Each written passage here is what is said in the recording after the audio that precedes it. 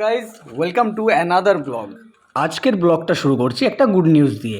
আমাদের স্বর্ণদার যে নতুন ব্লগের চ্যানেলটা সেটা মনিটাইজ হয়ে গেছে, আর সেই খুশিতে আজকে আমরা শুটিংয়ের ফাঁকে ছোট্ট করে একটা পিকনিক করে নিচ্ছি। রান্নার সব জোগাড় যন্ত্র করে আমরা চলে আসলাম ছাদের ওপরে। এরপরে এক এক করে স্বর্ণদা আর পূজা দিয়েও চলে আসলো। তারপরেই শুরু হয়ে গেল আমাদের রান্না। স্বর্ণদা প্রথমে আলুগুলোকে একটু ভেজে নিচ্ছে। আলু ভাজা কমপ্লিট। এরপরেই পূজা দিই কড়াইয়ের মধ্যে মশলা দিয়ে মশলাগুলো ভাজা শুরু করে দিল। কড়াইয়ের মধ্যে মাংস দেওয়া হয়ে গেছে, আর স্বর্ণদা পাশে দাঁড়িয়ে একটু তদারকি করছে যে পূজাদি ঠিকঠাক রান্না করতে পারছে কি পারছে না। এই হচ্ছে কালপিট। আমি দীপু বেশি জল দিচ্ছি আমি একজন মাপে একজন দেয়, দোষকার।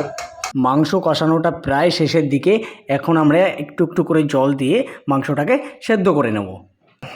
কালারটা কিন্তু দারুণ এসেছে। এই খুন্তির সমস্যা,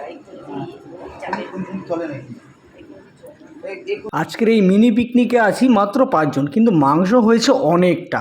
আর পূজাদি বলে দিয়েছে মাংস কিন্তু একটু নষ্ট করা যাবে না, সবাই যতটা পারিস খেয়ে একদম থালা পরিষ্কার করে দিতে হবে।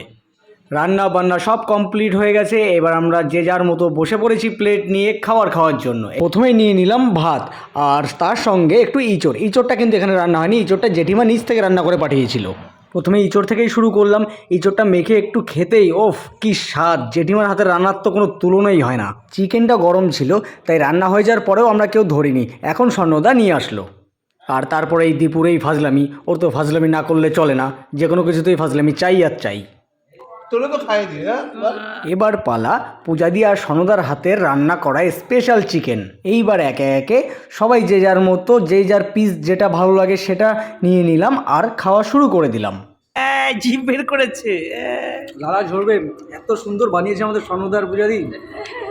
এমনিতে আঙুল চেটে চেটে খেতে হবে। খাচ্ছে দাদা এখন। তো আমাদের খাওয়া দাওয়া কমপ্লিট, আর আজকের ব্লগে এইটুকুই ছিল। শুটিং ব্লগ অবশ্যই আসবে। আজকে আমরা কী কী শ্যুট করছি সেই ভিডিও আসবে কিন্তু কালকে।